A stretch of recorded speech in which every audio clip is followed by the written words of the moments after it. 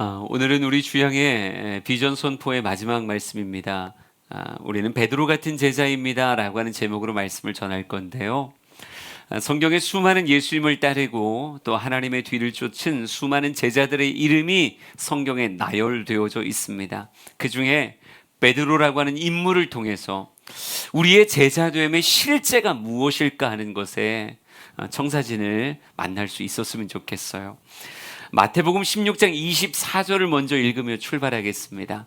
우리 한번 같이 읽어볼까요? 시작. 이에 예수께서 제자들에게 이르시되 누구든지 나를 따라오려거든 자기를 부인하고 자기 십자가를 지고 나를 따를 것이니라. 아멘. 아멘.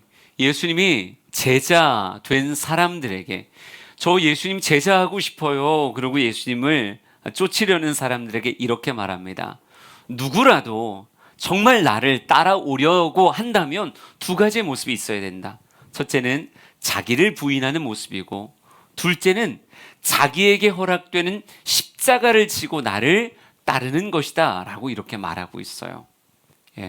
우리가 제자됨이라고 하는 것의 실제를 우리의 삶에 새기려면 먼저 자기를 부인할 줄 알아야 된다라고 예수님 말씀하고 있습니다. 자기 부인 없이 제자가 될 수 있는가? 그럴 수 없다는 거예요. 누구라도 진정 나를 따르는 자가 되려면 자기를 부인하는, 그러니까 내 인생의 가장 큰 어찌 보면 제자됨의 적은 나 자신이라고 말할 수 있어요. 그러니까 나랑 싸우기를 거부하는 사람이 제자 될 수 있는가? 결코 그럴 수가 없죠. 예수님의 모습을 내 삶에 새기는 자가 제자일진데, 우선 나를 비우는 그 비움이 없이 어떻게 새로운 걸 채워낼 수 있겠습니까? 베드로의 삶을 통해서도 우린 그렇게 느낄 수 있을 것 같아요. 나와 싸우고 나의 원함을 제거하는 모습, 그게 제자됨의 첫 번째 모습이 아닐까. 저는 우리 주양의 성도들이 스스로와 싸운다라고 하는 개념이 여러분 안에 즐거운 모험으로 자리 잡았으면 좋겠다는 생각이 있습니다. 인생은요, 누구나 다 내 맘대로 살고 싶어 해요. 근데 내 맘대로 사는 것이 잘 사는 길일까라고 물으면 전 그렇지 않다고 말할 거예요.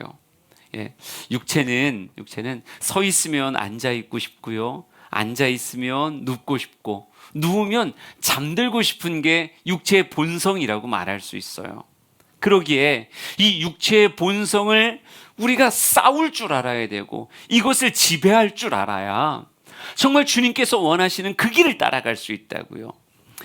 육체에 순응하는 것, 나의 원함에 순응하는 것, 이것이 과연 작품을 만들 수 있을까? 우리 가끔 이런 얘기 하잖아요. 인생은 가꾸어져야 된다. 인생을 그냥 내버려 두면 우리가 연력학 제2법칙 얘기 많이 하는데, 무엇인가를 그냥 자연 상태에 내버려 두면 더 승하고 아름다운 가치가 만들어지는가? 그렇지 않다는 거예요. 우리가 예로 이런 얘기 많이 하거든요. 방 안에다가 의자를 하나 집어넣어 놓고 문을 닫아 놓고 한 1000년이 지난 후에 그 문을 열어보자고요. 그러면 그 의자가 점점 더 좋은 가치로 만들어져서 큰 성이 그 안에 만들어져 있을까? 그렇지 않다는 거예요. 의자를 놓고 1000년 만에 문을 열면요, 오히려 자연 상태에 버려두는 것, 육체의 욕심에 그냥 흘러가는 세월에 그냥 내버려두면 뭐가 올라가냐면 무질서도가 올라간다 그래요. 이걸 엔트로피라고 얘기하는데, 무질서도가 올라가면 오히려 분해되고 오히려 사그러드는 거예요. 그러니까 1000년 만에 문을 열면 의자가 성이 되어 있는 게 아니라 오히려 한 줌의 먼지로 변해 있을, 썩어지고 분해되어지고 오히려 한 줌의 흙이 되어 있을 그런 모습이 더 과학 법칙에 맞는 모습이다라고 하는 거죠. 우리네 인생도 그래요. 그냥 나 하고 싶은 대로, 내가 살고 싶은 대로 그냥 나를 방임하면 내 인생이 아름다운 가치를 지내는 게 아니라 오히려 인생의 무질서도가 높아질 거라는 거예요. 그러기에 우리는 끊임없이 나와 싸우며 무엇하는 거예요? 나를 가꾸는 거예요. 우리 매일 경험하잖아요. 얼굴도 가꾸면 아름다워지고, 몸도 가꾸면 아름다워지고 인생도 가꿔야 아름답죠. 그런데 가꾼다라고 하는 건 편한 건 아니에요. 굉장히 신경 쓰이는 거고 굉장히 나를 정비하는 그런 모습이 있어야 가꿔진다고 말할 수 있어요. 저는 여러분의 신앙생활이 하고 싶은 대로 편하게 신앙생활하는 것이 아니라 하나님의 말씀 따라 우리의 삶을 가꾸어갈 수 있는 이런 용기가 있기를 간절히 소망합니다. 그래요. 예배에 있어서 우리는 예배자입니다라고 고백하고 나 마리아 같이 예배할 거예요. 마리아 같은 예배자가 될 거야라고 고백한다면 마리아의 그 모습을 내 삶에 이식하기 위해서 끊임없이 나를 가꾸는 모습이 있어야 되는 거고 하나님 저에게 맡기신 거룩한 파수꾼의 사명 제가 잘 감당할 거예요. 복음의 파수꾼 돼서 예루살렘 온 유대 사마리아 땅끝에 이르는 전도자가 될 거예요 라고 고백한다면 이 전도자의 모습으로 나를 가꾸어가는 이런 실제의 모습을 내 삶에 집어넣어야 된다고. 이 모든 것들이 뭐예요? 자기를 부인하고 라고 하는 나 자신과의 싸움인 걸 믿으시기 바랍니다. 베드로가 무엇을 잘했는가? 나 자신과 싸울 줄 알았더라고요. 주님께서 내게 주시는 그 가치를 붙잡고 나와 치열하게 싸워가는 것. 이게 베드로의 복음서의 모습이었고 사도행전에서 보여주는 삶의 모습이요. 내 마음대로 사는 것이 아니라 주님께서 원하시는 삶을 내 삶에 이식하기 위한 거룩한 몸부림, 싸움. 그래요. 베드로 같은 제자가 되기 위해선 우리에게 무엇이 있어야 되느냐? 우선 나의 길을 가지 않고 주님께서 말씀하신 길을 걸어가기 위해서 제일 먼저 이렇게 말할 거예요. 베드로는 수용의 사람이었다. 받아들임의 사람이었다. 우리 성경 구절을 좀 읽어보도록 하겠습니다. 요한복음 1장 42절과 마가복음 1장 16절에서 18절까지 우리 쭉 한번 같이 읽어볼게요. 시작. 예수께서 보시고 가라사대 내가 요한의 아들 시몬이니 장차 게바라 하리라. 갈릴리 해변으로 지나가시다가 시몬과 그 형제 안드레가 바다에 그물 던지는 것을 보시니 그들은 어부라. 예수께서 이르시되 나를 따라오라. 내가 너희로 사람을 낚는 어부가 되게 하리라 하시니 곧 그물을 버려두고 따르니라. 아멘. 요한복음 1장과 마가복음 1장을 우리가 같이 살펴보았는데요. 전 이 안엔 베드로를 향한 예수님의 꿈이 담겨져 있다라고 생각해요. 예수님은 베드로에게 이렇게 말했습니다. 너는 장차 게바가 될 거야. 넌 시몬이지만 내가 너를 장차 게바가 되게 해줄 거야. 게바는 베드로, 번역하면 반석이라고 하는 의미를 가진 거예요. 내가 너를 반석되게 만들어줄 거야 라고 하는 주님의 말씀이 베드로에게 다가왔어요. 또한 물고기도 못 잡는 그에게 너는 나중에 사람을 낚는 어부가 되게 할 거다라고 말씀하셨어요. 전 이것이 베드로를 향한 예수님의 두 가지의 꿈이라고 생각합니다. 자기 자신을 향해선 반석, 타인을 향해선 사람을 낚는 어부가 되게 할 거야 라고 주님께서 말씀하시는 거예요. 베드로가 진짜 잘했던 건 뭐냐면요, 나의 꿈이 아니라 예수의 꿈이고 예수가 나에게 허락하길 원하는 삶의 십자가예요. 근데 이걸 베드로는 아멘 하며 아멘 저 장차 게바되고 싶어요. 아멘 저 사람을 낚는 어부가 되고 싶어요 라고 하나님의 말씀을 내 안에 담고 따를 수 있었다는 거죠. 여러분, 때로는요 하나님의 말씀이 내가 생각하는 나보다 하나님이 꿈꾸는 나가 클 수 있어요. 그러니까 말씀과 내가 어울리지 않을 수 있다고요. 그런데 제자됨의 특징은 뭐냐면 지금 나를 바라보고 아멘하는 게 아니라 나에게 말을 걸어오시는 주님을 보고 아멘하는 거예요. 여러분, 베드로를 생각해 보세요. 자기 자신을 생각할 때 자기가 진짜 반석 같았을까요? 자기가 진짜 사람을 낚는 어부 나왔을까요? 아니요. 우리가 성경에서 만나는 베드로는 그런 사람의 모습이 아니었어요. 누군가 이렇게 말하더라고요. 베드로는 꼭 물과 같은 사람이다. 돌과 같은 반석의 사람이 아니라 물과 같은 사람이다. 여러분, 물은 무엇에 순응하냐면 환경에 순응해요. 환경에 순응해요. 영하로 내려가면 딱딱한 얼음이 되고 고체가 되고요. 상온에서는 졸졸 흐르는 물이 되고 100도씨가 넘어가기 시작하면 기화돼서 어찌 보면 그렇죠. 그렇게 기체가 되어버리죠. 환경에 따라 100% 순종하는 그런 모습이 물과 같은 모습이라고 말할 수 있는데 베드로의 모습이 그렇다는 거예요. 베드로는 어떤 때는 내가 너희 위해 교회를 지을 거다라고 말할 만큼 든든한 모습을 보이다가도 금방 사단아 내 뒤로 물러가라 라고 하는 호된 책망을 듣는 그런 사람이 베드로였어요. 베드로는 물고기를 밤새도록 낚아도 한 마리도 못 잡을 만큼 나름 성실함은 있었지만 물고기 잡는데 재능이 없는 사람이었다고요. 그런 베드로, 아침엔 이렇고 점심엔 이렇고 저녁은 이렇고 늘 조변 섞게 하는 그런 베드로의 모습이었지만 주님께서 그에게 다가와서 너 지금은 시몬이야. 그런데 내가 장차 너 반석 같은 사람 만들어 줄 거야. 넌 지금은 물고기 한 마리 못 잡는, 물고기랑 씨름해도 지는 사람이야. 하지만 내가 너를 사람을 낚는 어부가 되게 해줄 거야. 이렇게 말씀할 때 내 모습 보고는 아멘이 쉽지 않아요. 여러분, 아멘을 너무 잘해서 문제예요. 베드로가 자기 바라봤을 때 내가 진짜 반석 같은 사람일까? 아닐 것 같은데. 내가 진짜 사람을 낚는 어부가 될 수 있을까? 아닐 것 같은데. 근데 베드로가 잘한 건 뭐라고요? 나에게 찾아와서 그렇게 말씀하시는 주님의 눈빛과 그 언어가 나에게 다가왔을 때 무엇할 수 있었어요? 아멘 하며 곧 그물을 버려두고 따르니라. 제자됨은요, 따라 나서야 시작되는 거지. 안 따라가면 아무것도 시작되지 않아요. 어떻게 제자됨이 만들어질 수 있는가? 베드로는 따라 나설 줄 아는, 지금의 감동에 따라 나설 줄 아는, 난 우리 주양의 모든 성도들이 감동을 잘 받는 사람 됐으면 좋겠어요. 주양교회는 여러분에게 끊임없이 도전하는 교회예요. 우리 이렇게 합시다. 이렇게 합시다. 우리 이렇게 양육을 한번 받아보면 어떻겠어요? 이런 양육자가 되면 어떻겠어요? 이런 소그룹의 리더가 되면 어떻겠습니까? 이런 직임에서 같이 섬기고 같이 사역하면 어떨까요? 그리고 큐티 하면 참 좋습니다. 우리 일주일에 한 번이라도 나와서 하나님 앞에 무릎 꿇고 기도하면 어떨까요? 하나님의 말씀을 200일 동안 열심히 읽어보면 어떻겠습니까? 수많은 말씀들이 나를 제자 되게 하기 위해서 우리에게 찾아온다고요. 네, 여러분이 그 감동을 안에서 죽이는 자가 아니라 말씀이 이기고 은혜가 이기고 감동이 이겨서 곧 그물을 버려두고 따르니라.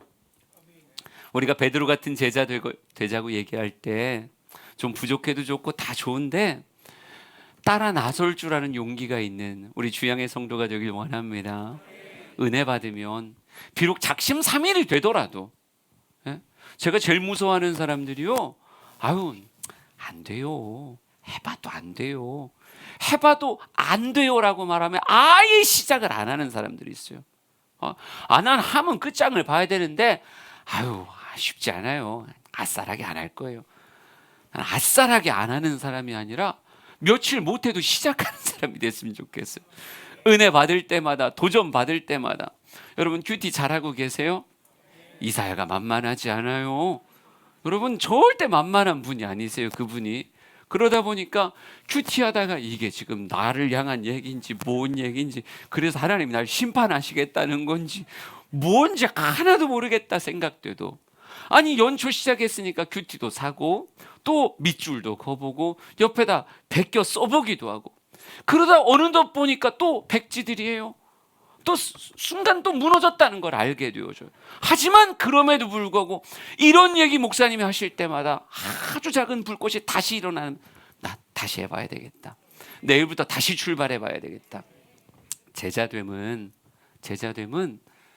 내게 찾아오는 말씀, 내게 찾아오는 감동, 내게 찾아오는 주님의 음성에 무엇할 수 있는 사람? 따라 나설 수 있는 사람. 베드로는요, 주님이 말씀하실 때 설레였던 사람이고, 나도 그런 사람 되고 싶다라고 하는 모습 안에서 지금의 것을 내려놓고, 익숙함을 내려놓고, 내 삶의 모습을 내려놓고 말씀을 따라 나설 수 있는 사람이었다고요. 우리 사랑하는 성도들이 감동대로 따라 나설 수 있기를 진심으로 축복합니다. 그 감동이 어떤 감동이든 말씀으로 찾아오는 감동이 있다면 아멘 하고 지금의 걸음을 걸을 줄 알아야 그 사람이 제자됨이 시작되는 사람이에요. 우리 따라 나서기를 축복합니다. 아주 작은 감동이라도 한번 도전해 보기를 축복합니다. 가다가 때로는 멈추더라도 다시 하나님이 말씀하시면 또 새롭게 출발해 볼 수 있는 베드로 같은 제자 되길 진심으로 축복합니다. 나를 향해서 반석, 타인을 향해서 사람을 낚는 어부. 내 모습 봐도 아무리 봐도 어울리지 않지만 내가 나를 만드는 것이 아니라 나를 찾아오신 주님이 나를 만드실 것이기에 베드로는 따라 나서기 시작했어요. 그런 그 베드로에게 또 하나 제자됨의 팁을 만난다고 얘기한다면 두 번째는 지속 혹은 인내라고 말하고 싶습니다. 유명한 성경 구절을 같이 읽어볼 거예요.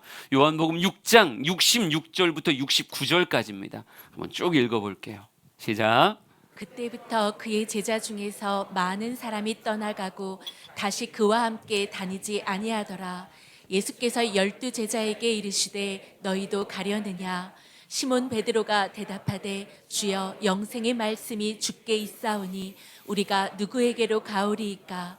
우리가 주는 하나님의 거룩하신 자이신 줄 믿고 알았사옵나이다. 아멘. 예수님이 공생애를 사시며 수많은 사람들이 하나님의 말씀을 가르치기도 했고 예수님의 삶에 일어나는 신비하고도 놀라운 이적들이 있었던 것도 아시잖아요.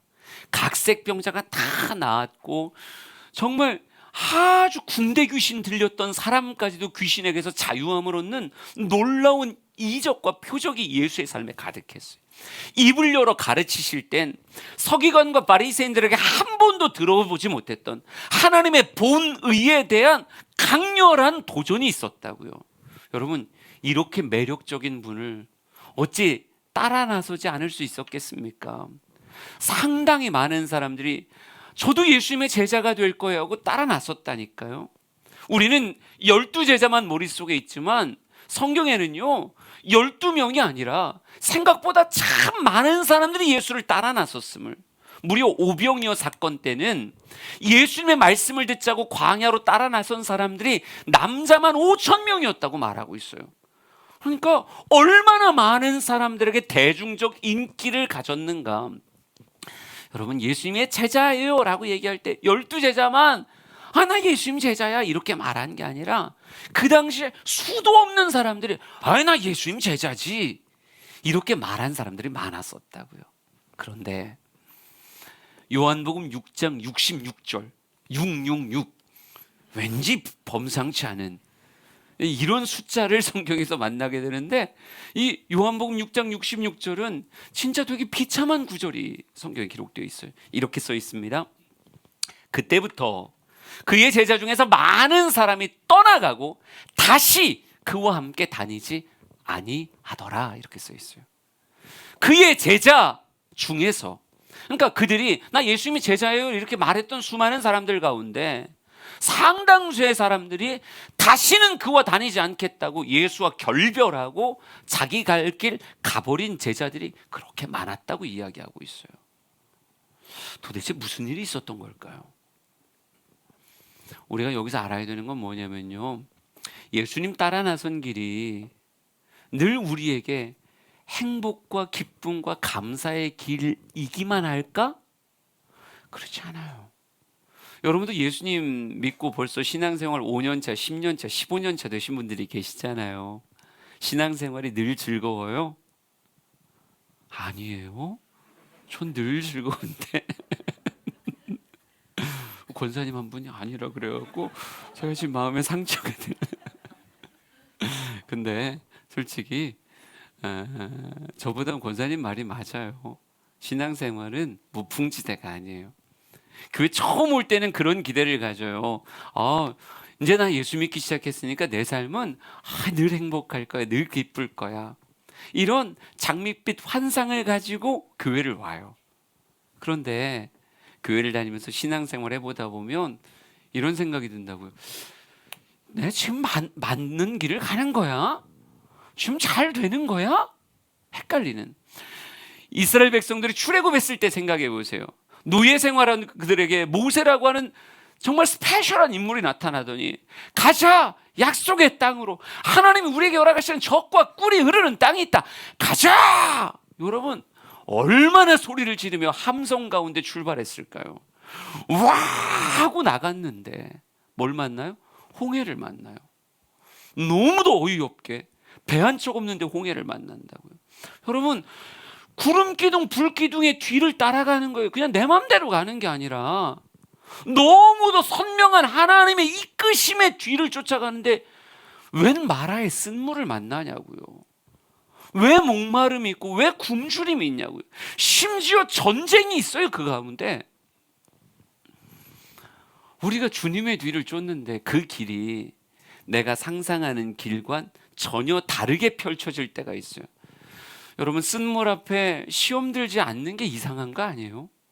시험이 들 만큼 때론 너무 낯선 환경에 주님이 나를 두시고, 이게 진짜 가나안으로 가는 길이 맞아요? 두 번, 세 번 물어볼 만큼 정말 주님이 우리를 이끄시는 거 맞아요? 내 눈앞에 있는 건 구름기둥, 불기둥인데 아무리 생각해도 이건 주님이 나를 이끌어가는 복의 길이라고 말할 수 없는 이런 일들이 삶에 벌어진다니까요. 예수님 따라가는 길도 마찬가지예요. 분명히 내가 예수님 따라가는데 그렇게 나에게 매력적이었고 매혹적이었던 그분이었는데 어느 순간 그분의 하시는 말씀이 나를 시험 들게 하는 거예요. 그분과 함께 걷는 걸음이 나로 하여금 낭망하게 만드는 거예요. 이런 일이 벌어져요. 여러분, 얼마든지 벌어져요. 제가 며칠 전에 방송을 듣다가 한 아나운서가 이렇게 이금희 아나운서가 이렇게 말하더라고요. 아나운서실에서 이제 신입 아나운서로 들어가게 되면 이런 테스트를 받는데요. 이제 아나운서는 말을 하는 사람들이니까 때로는 대본이 날아갈 때도 있고 뭐 이럴 때도 있을 수 있잖아요. 그럴 때 조리 있게 지금의 이 상황, 이 주제어에 대해서 그래도 2, 3분간 말을 할 수 있는 실력을 길러야 된대요. 그래서 아나운서실에선 하루를 마무리할 때 선배 아나운서들이 쫙 앉아있는 자리에 신입 아나운서들이 이렇게 서게 된대요. 그러면서 3분 스피치라는 걸 한대요. 그러니까 그냥 어떤 주제가 될지 몰라요. 신입 아나운서들은 그냥 선배들에게 불려간 자리에서 오늘 커피에 대해서 이야기해봐. 시작. 그러면 그 순간 커피에 대해서 있는 말 없는 말을 막 해나가며 3분을 채워가야 되는 거예요. 그러다 보면 그렇게 똑똑해서 뽑힌 아나운서들도 말하면서 내가 바본가 싶기도 하고 이렇게 말해도 되나 싶기도 하면서 어버버버 하면서 3분을 얘기하는 거예요. 그러면 끝나고 나면 막 진짜 괴롭고 힘들고 뭐 이런 시간을 가진다는 거예요. 그 얘기를 듣고 해볼 만하군. 그래서 우리 사역자들 원래 우리가 회의하기 전에 늘 예배를 드리거든요. 근데 저 혼자 늘 설교하니까 여기 아닌 것 같아요. 그래서 우리 전사들도 우리 목사님들도 늘 어느 순간에서도 감리교 목회자는 설교할 준비가 되어 있어야 된다. 이런 복음적 생각을 가지고 우리 부도 이제부터는 3분 설교를 시작하겠습니다. 주제어를 아무렇게나 제시할 테니까 복음적으로 잘 이야기를 하시오. 이렇게 하고 그날따라 한 전사님이 눈에 딱 띄길래 전사님 순종에 대해서 3분입니다. 시작! 그러니까 이제 말을 시작하셔요. 순종에 대해서 이야기하시며 말씀을 따라가고 권세에 순응하며 따라가는 것이 순종입니다. 제 자녀에게 순종에 대해서 이렇게 가르치고 있어요. 뭐 이렇게 쭉 얘기를 하시더라고요. 그러다가 한 테마가 귀에 딱 꽂혔어요. 그분이 이렇게 말하더라고요. 자녀들에게 순종을 이야기하되 때로는 불가한 말이나 이건 잘못된 것 같은 말을 누군가 이야기했을 땐 그저 따라가지 말고 이게 과연 맞는지 판단해서 맞으면 따라가고 아니면 따라가면 안 된다. 순종도 순종할 것에 순종해야지 순종하지 않을 것에 순종하면 안 된다라고 하는 걸 가르친다라고 얘기하더라고요. 그게 틀린 얘기는 아니잖아요. 맞는 얘기인데 갑자기 장난기가 들어서 이렇게 말했어요. 그러면 제가 이야기하는데 이게 우리 아들 입장이나 딸 입장에서는 맞지 않을 수 있지 않느냐. 그럼 어떻게 해야 되냐. 목사가 이야기하는데 그게 아무리 봐도 틀린 것 같을 때 어떻게 해야 될 거냐라고 물어봤더니 뭐라고 대답했을까요? 우문현답이라고 전사님이 이렇게 말하더라고요. 우리 목사님은 그렇게 말할 거 진짜 그런 말을, 말도 안 되는 얘기는 우리 목사님 안 하신다고, 그럴 리가 없다고 그러시더라고요. 그래서 아니 아무 생각해도 이상한 말을 목사가 할 수 있지 않느냐, 어떻게 할 거냐. 여러분, 그랬을 때 제가 하나를 더 얹었던 팁이 있어요. 그게 뭐냐면 나라고 하는 사람이 물론 우리 장년들과는 다르게 지금 아이들이라고 이야기했을 때 적용하는 거예요. 아이들이라고 했을 때 때로는 내가 담기에 더 큰 그림을 가지고 나에게 이야기할 때가 있다고요. 그러니까 맞다 틀리다를 이야기하기 전에 나는 누가 이야기하는가를 먼저 좀 살폈으면 좋겠다. 누가 이야기하는가? 내가 그 사람을 쭉 보아왔을 때 이 사람의 인격이나 신앙의 모습이나 삶의 자국들이 정말 신뢰할 만한 사람이라고 한다면, 지금 나에게 담겨지지 않은 말도 누구의 입에서 선포됐는가 하는 것을 기억하며 때로는 순종이 아니라 복종 같은 모습으로 따라갈 수 있어야 된다. 왜? 지금 내가 그의 시선으로 이 말을 순종할 수 있는 그런 실력이 안 돼서 걸릴 수 있다는 거죠. 그러니까 제 말을 표현을 하다 보니까 멋있게 하려니까 이상한 거예요. 그러니까 쉽게 얘기하면, 그렇죠, 때로는 내가 그 말의 본의를 못 알아들을 때가 있다는 거죠. 아직은 내 그릇이 작은 거예요. 그릇에 담게 너무 큰 말씀이 주어지면 때로는 그게 나에게 시험거리가 되고 걸림이 될 경우가 분명히 있다는 거죠. 전 요한복음 6장에서 그런 모습을 봤었어요. 왜 수많은 제자를 자처했던 사람이 떠나가느냐? 예수님이 말씀하시는 게 솔직히 아무리 내가 잘 해석하고 받아들이려고 해도 어떤 말씀은 그 상황엔 도저히 이해가 안 되는 말씀이 있어요. 시간이 지나고 상황이 바뀌어야 하면서 그런 뜻이었구나, 이렇게 되는 말씀이 있다니까요. 제가 요한복음 6장의 환경을 좀 읽어드릴게요. 많은 사람 왜 떠났는지 여러분 충분히 공감이 돼요. 요한복음 6장 53절부터 읽어드리면 예수께서 이르시되 내가 진실로 너에게 이르노니 인자의 살을 먹지 아니하고 인자의 피를 마시지 아니하면 너희 속에 생명이 없느니라. 내 살을 먹고 내 피를 마시는 자는 영생을 가졌고 마지막 날에 내가 그를 다시 살리리니 내 살은 참된 양식이요 내 피는 참된 음료로다. 내 살을 먹고 내 피를 마시는 자는 내 안에 거하고 나도 그의 안에 거하나니, 이렇게 써 있어요. 오늘 우리는 이 말씀이 뭘로 생각돼요? 성만찬으로 느껴지고 주님의 십자가에서의 살과 피를 나눠주신 뜨거운 주님의 사랑으로 느껴져요. 우리는 십자가 이후의 성도이기 때문에 그래요.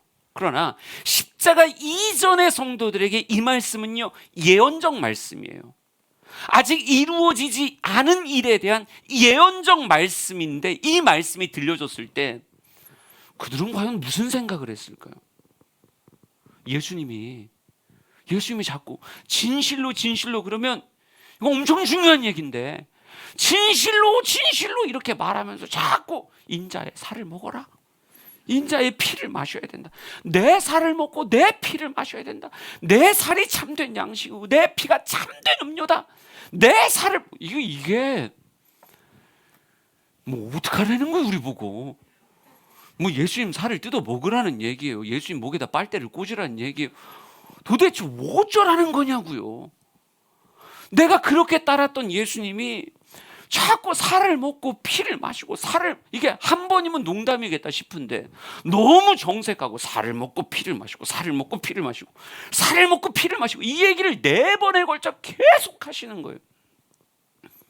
그러니까 결론 나온 거죠. 미쳤구만. 아무리 봐도 이상한 거예요. 여러분, 어떤 말씀은요 아무리 들어도 이해가 안 돼요. 너무 이상해요. 어떤 말씀은 마음에 걸려서 넘어가기가 참 어려운 말씀과 상황이 내게 주어질 때가 있다고요. 나 목사님 왜 그런지 이해가 안 가. 왜 그렇게 말하고 왜 그렇게 행동하는지 난 이해가 안 가. 어떨 땐 그럴 때가 있다니까요. 예수님 따라 나서도 그런 일이 있는데 도대체 왜 그렇게 하시는지 난 도저히 이해가 안 가. 여러분, 그런데 지금 당장 그 뜻이 이해가 되느냐 안 되느냐, 그보다 더 큰 건 어떨 땐 함께 보내온 긴 시간일 수 있어요. 긴 시간. 지금 돌아간 수많은 사람들, 요한복음 6장 66절을 통해 돌아간 사람들은 한결같이 지금 그 순간에, 그렇죠, 나의 판단을 믿었던 사람이에요. 예수님 이상해졌어, 예수님 변했어, 예수님 틀렸어, 이건 절대 말이 안 되는 이야기야. 그들은 다 떠나갔어요. 예수님이 제자들에게 묻더라고요. 예수께서 12제자에게 이르시되 너희도 가려느냐? 너희도 가려느냐? 그때 시몬 베드로가 이야기합니다. 주여, 영생의 말씀이 주께 있사오니 우리가 누구에게로 가오리까? 우리가 주는 하나님의 거룩한 자이신 줄 믿고 알았습니다. 이렇게 말해요. 여러분, 베드로가 진짜 십자가의 비밀을 알았던 걸까요? 난 그러지 않았다는 것에 대하여 또 손을 걸까요? 한 번도 잘리지 않은 손이에요. 베드로는 몰랐어요. 몰랐는데 베드로의 성향상 어떤 사람인 거예요? 의리의 사람인 거죠. 의리의 사람. 그러니까 누군가 밤에 와서 베드로에게 물어, 넌 도대체 그럼 넌 이해가 가는 거예요? 그럼 베드로가 뭐라고 대답했을까요? 나는 모르겠는데 말이지, 나는 그냥 믿어. 난 우리 예수님 믿어. 난 잘 모르겠는데 난 예수님 믿어. 여러분, 우직함으로 밀고 간 거예요. 내가 3년을 쫓아다닌 그 예수님이 지금 나에게 말이 안 되게 말씀하시는 이 말씀이 분명히 들리긴 하지만, 내 귀가 있으니까 들리긴 하죠. 나도 이해가 안 되죠. 하지만 주의 뜻을 내가 나중에 알게 되리라. 지금 내가 작아서 못 담는 거지, 시간이 지나고 내가 넓어지면 하나님의 말씀을 내가 품을 수 있게 될 것이다 라고 하는 내일에 대한 기대를 가지고 오늘의 걸림을 넘어갈 수 있었던 모습이 베드로의 제자됨을 만든 아주 중요한 팁이라고요. 저는 우리 사랑하는 성도들이 넘어갈 줄 알았으면 좋겠어요. 지금의 걸림, 지금의 아픔, 지금의 이해되지 않는 상황에 난 이제 못하겠어요 라고, 난 제 갈 길 가겠습니다 이렇게 말하는 게 아니라, 이걸 넘어설 줄 아는 그 인내와 그 기쁨이 우리 안에 있기를 간절히 소망합니다. 여러분, 지금은 이해되지 않는 그 말씀이지만 십자가를 지나고 나면 이 말씀에 얼마나 큰 사랑과 희생과 나를 향한 은혜가 담겨져 있는지 나중에 이 말씀 앞에 눈물을 흘리게 되어지는 거예요. 우리 사랑하는 성도들이 나 끝까지 예수님 쫓겠다, 지금의 상황에 일희일비하지 않고 난 끝까지 주님 따를 것이다. 여러분, 우리 옆 사람에게 우리 끝까지 예수 믿읍시다, 이렇게 끝까지 예수 믿읍시다. 적당히 믿지 말고 끝까지 믿읍시다. 여러분, 이게 진짜 귀한 거예요. 예수님은 끝까지 믿는 거예요. 그분은 끝까지 믿을 만한 대상이고 끝까지 따라갈 만한 대상이에요. 내 앞에 있는 구름기둥, 불기둥은 때로는 나를 이상한 데로 이끄는 것 같아도 그 길이 결국 가나안까지 이어지는, 젖과 꿀이 흐르는 나의 삶의 유산까지 가지는 그 길이 주님이 이끄시는 길이라고요. 그러기에 베드로는 주님이 하시는 말씀을 통해서 감동받고 출발할 수 있었을 뿐 아니라 주님에 대한 신뢰로 지금의 걸림돌을 넘어설 수 있었던 사람이 베드로였다. 우리 사랑하는 모든 성도들의 신앙의 길이 감동과 함께 출발할 줄 아는 사람 됐으면 좋겠고, 주님에 대한 신뢰를 가지고 지금의 어려움과 지금의 걸림돌을 넘어서며 끝까지 쫓을 수 있는 베드로다운 제자가 되길 진심으로 축복합니다. 그러기에 베드로가 이렇게 말하더라고요. 베드로후서 3장 18절 말씀 마지막으로 볼까요? 같이 읽습니다. 시작. 오직 우리 주 곧 구주 예수 그리스도의 은혜와 저를 아는 지식에서 자라가라. 아멘. 사람은 보이지 않게 자라요. 보이지 않게. 베드로가 이렇게 마지막 우리에게 훈수하는 것 같아요. 제자의 길은 자라감의 길이야. 여러분, 키가 보이게 크던가요? 아니요, 보이지 않게 커요. 어느 순간 긴 시간을 지나보고 나니까 내가 이만큼 컸구나 확인되어지는 것이 제자의 길이에요. 하루아침에 달라지는 게 아니라 긴 시간을 통해서 자라가는 것이 제자의 길이라고요. 우리 사랑하는 성도들과 함께 걸어갈 앞으로의 5년을 기대해요. 여러분과 함께 걸어갈 10년을 기대합니다. 저도 자라 있을 거예요. 진짜예요? 나 10년 후에 더 괜찮은 목사로 자라 있을 거예요. 난 여러분들이 권사가 됐다고 끝이 아니라니까요. 더 성숙된 권사로 5년 후에 다시 만나요. 10년 후에 또 만나고요. 여러분 모두가 다 더 성숙됨으로 날마다 눈에 보이지 않지만 오늘 하루의 생장점이 터지며 한 걸음 한 걸음 자라가는 그런 자라감이 있길 원합니다.